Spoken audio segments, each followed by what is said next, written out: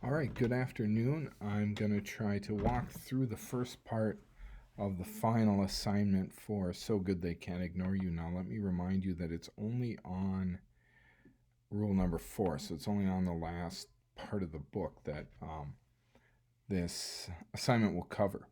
So, what you're going to do is illustrate in a project and in writing, and I'll explain that in a little bit here. One of these four concepts: deliberate practice, the adjacent possible, little bets, or purple cow. Now, just for this video, I'm just focus on number one here: deliberate practice. And we've studied that intently. So you know it's when you work specifically to accomplish one goal. So maybe as one of my students put on here, and this is actually updated. This is Mariah Iverson and how when she works at Dairy Queen, and I don't know, Shayla, if you had to go through this training, but she said that the curl is actually patented by Dairy Queen, and she went through and looked at how many times she had to practice getting the curl just right in order to accomplish that skill. Now, I have an example here of a video I created when I built our patio in Red Lake Falls and all the time and effort I put into it. Arting is the one that I showed you today with Caleb Richardson. Drawing is one from, I can't remember which student it was a couple years ago that did it. And then I have another one here, a list of a newsletter I send out every week. It's on my teaching thoughts. So what you want to do is, for example, how I used to do it when Caleb presented his arting. It's only, like a 3-minute video, but he was able to talk and illustrate all the hours in practice and skills that he put into doing his self-portrait. But since we're distance learning, I can't have you present on that. So here's the workaround for that. You'll create a video or a slideshow or some demonstration. Maybe it's an infographic, and in that you can illustrate the skills and the hours you put in and all that stuff. And then I would like, in addition to that, just a one-page analysis of all the time and effort you put in. So you don't really have to worry about hitting that in the video if you don't want to. So I just will have those two to make it easier for you. So the example I will give you, and I'll put this as example number 7 when I'm done, here is an assignment I had in graduate school from Dr. Susan Hauser. It was part of the class, Advanced Creative Nonfiction Prose. And we met, I think, 3 times a week, and it was an hour-long class, so 3 hours per week. And as the semester was winding down, she had us came up with this assignment where you had to write a long sentence, and she was trying to illustrate the power of words as well as grammar. And she said the sentence had to be 150 words minimum. And when she heard that, I thought, I can double that. Now, I should mention, when I went to graduate school, I had 3 years of public teaching under my belt already. So I actually, believe it or not, I was far ahead of everybody in that class in terms of grammar. Even Dr. Hauser was not up to speed on grammar. The only reason I was because I had to teach early on a college prep class. And so I bought a grammar workbook and I went through and I taught myself grammar. Independent clauses, participle phrases, simple sentence, compound sentence, conjunctive adverbs, all of that stuff. And so when I went into this class, I had that stuff down cold, and a lot of my classmates didn't. So I knew this assignment was going to be easier for me than some of my other colleagues, but it wasn't a breeze at all. It was really difficult. And I think that's part of Dr. Susan Hauser's assignment. So the idea I came up with was to tell a narrative in sentence format, and I was going to focus on one time my brother and I went to the Dairy Queen and he bought an ice cream cone. He didn't have enough money to buy me one, so in typical big brother fashion, he ate it in front of me.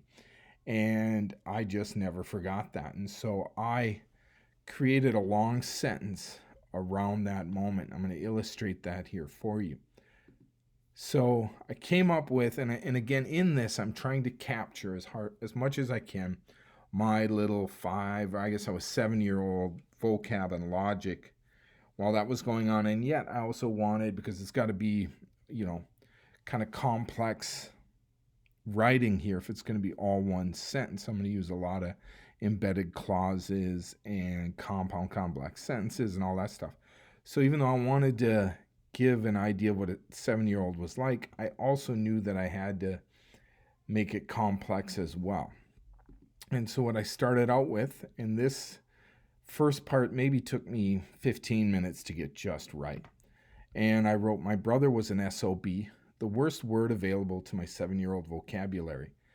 And I gladly hurled it at him mentally anyway, over and over as he dangled the chocolate dip crunch cone just inches above my leaping ability, which probably was no more than 5 feet, even with my arms outstretched, making me feel like a lousy dog trying to leap up and snatch a treat out of its owner's hand.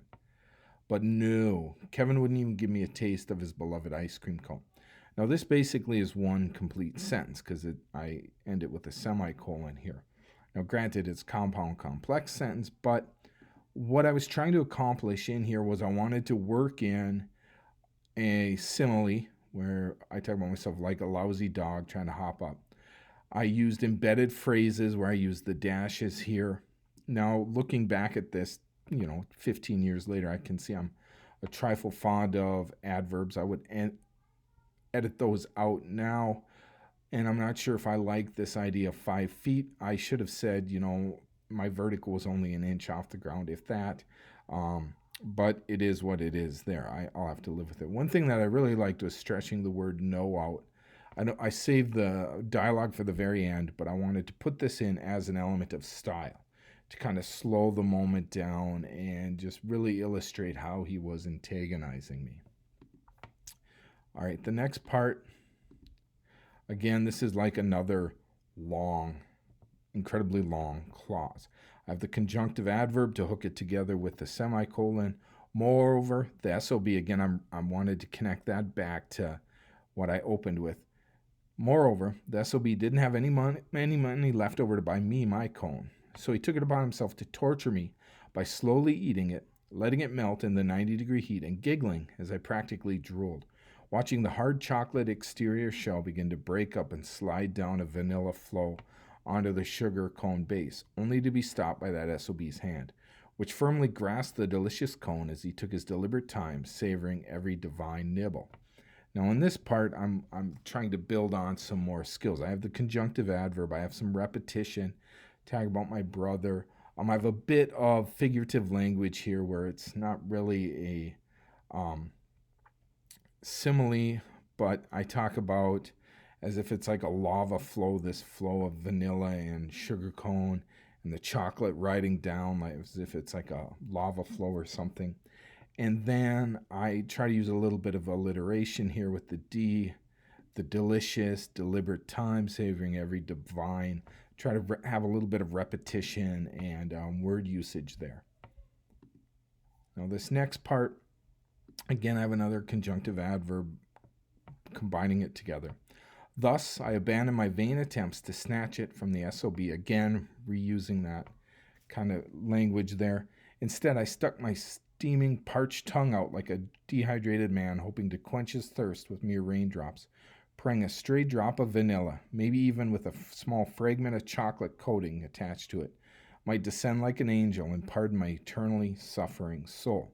Now again, here I'm kind of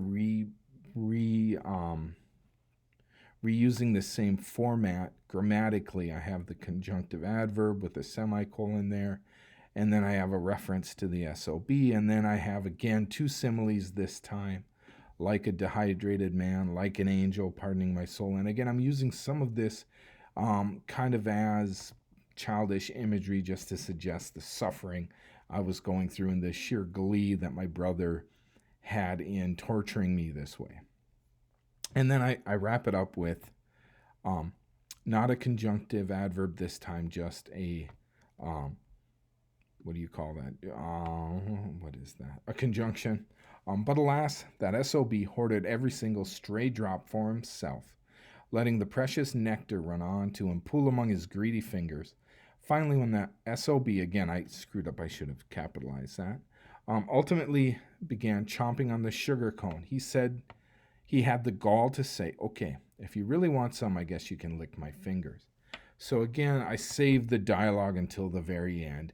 And I had this little story built up. And when I read it, I remember Mrs. Hauser just gleefully clapping her hands. She enjoyed it so much, which was the payoff to all of the work I put in. It was very cumbersome to go back and make sure my phrases repeated each other with each section, but I kind of structured them the same and then I repeated them. And as I did that, I kept track of using similes, metaphors, cadence. I wanted to use dialogue. I wanted to use some figurative language. I wanted to use maybe a little bit of personification and then just repetition of words and sounds. So it not only was a complex piece, but it also told this little story. And once I put the story in, I had so much fun with it. And it really took on kind of a life of its own. A lot of other people chose just long sentences that were like thesis statements. And that just wasn't any fun. But mine really kind of told a story. And I think that's what my professor really enjoyed about it the most. And that's what I enjoyed crafting it. Have I ever written a sentence this long again? No. But it was a lot of fun, and I definitely learned a lot about embedded clauses, saving dialogue to the end to kind of wrap it up, using similes diligently, using alliteration for effect, and all of that stuff. And I had a lot of fun. It probably took me, 90 minutes writing in the Haig Sauer Library at Bemidji. I'm sure, Chloe, you'll spend many time there as a Beaver here. But I just had a great time, and it was so much fun messing with language and manipulating it to do ultimately what I wanted. So that's kind of how I used deliberate practice. The skills I focused on were obviously using grammar, and basically here using a lot of compound complex sentences connected with semicolons and conjunctive adverbs to tie it all together. So basically I have like 4 long sentences tied together. To tell a story, a very strong narrative. This has basic situation, rising action, climax. And I'm not so sure it has resolution. It just kind of ends with the climax here of him saying those words to me.